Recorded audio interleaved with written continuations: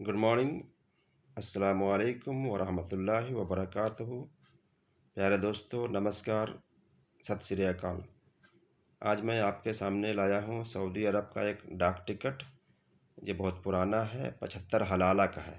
100 हलाला का एक रियाल होता है वहाँ।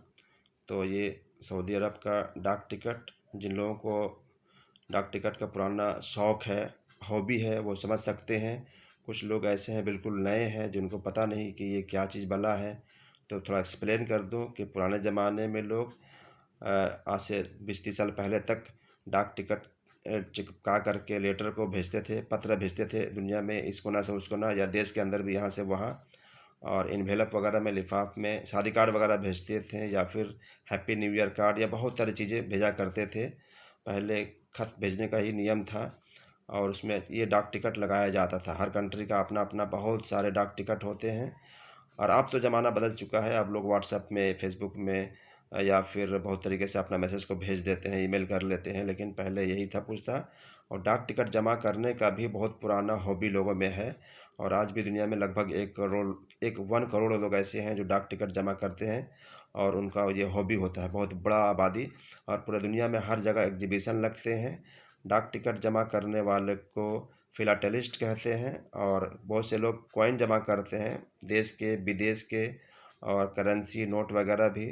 और ये सारे हॉबी मेरे भी हैं, मुझके अंदर भी है। बचपन से मैं जमा करता आ रहा हूँ और बहुत सारे सब जेन्युइन डाक टिकट जमा करने के लिए मैंने बहुत मेहनत किया, करेंसी कॉइन वगैरह सब के लिए। और बहुत सारे दोस्त यार से कॉन्टैक्ट में रहा हमेशा। विदेश से जितने भी लेटर आया करते थे, मैं ख़ास तौर से लेटर दोस्ती यारी करके लेटर मंगाता था, डाक टिकट मंगाते थे। विदेश से आने वाले लोगों से मैं कॉइन वगैरह का तलब करता था। और इस तरह से करेंसी टिकट जमा करने का शौक़ था। आप भी अपने अंदर ये शौक़ पैदा कर सकते हैं। आज से ही आप डाक टिकट या करेंसी कॉइन वगैरह जमा कर सकते हैं। और जितना वो पुराना होता चला जाएगा, आप वो एंटीक कैटेगरी में चला जाएगा, उसके वैल्यू बढ़ते जाते हैं। जितना पुराना होता है उसका वैल्यू बहुत ज़्यादा होता है। इसकी वैल्यू जानने के लिए एग्जीबिशन वगैरह में आप जाएँ तो वहाँ आपको इसके अच्छे वैल्यू दिखेंगे।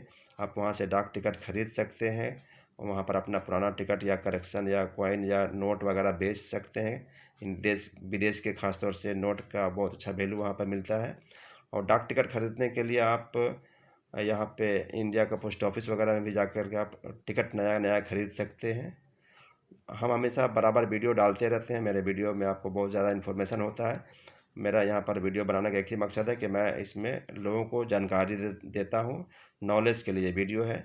मैं कुछ प्रमोशन नहीं करता हूँ, कुछ सामान बेचने खरीदने का यहाँ पर मैं लालच नहीं देता हूँ। इस तरह से मैं ये अपना डिस्क्लेमर दे रहा हूँ। मैं सिर्फ, मेरे पास जो डाक टिकट वगैरह है उसकी जानकारी मैं लोगों को देता हूँ, क्योंकि वो लोगों को जानकारी, इन्फॉर्मेशन चाहिए। As a teacher, as a tutor मैं ये सब बताने लोगों को आता हूँ।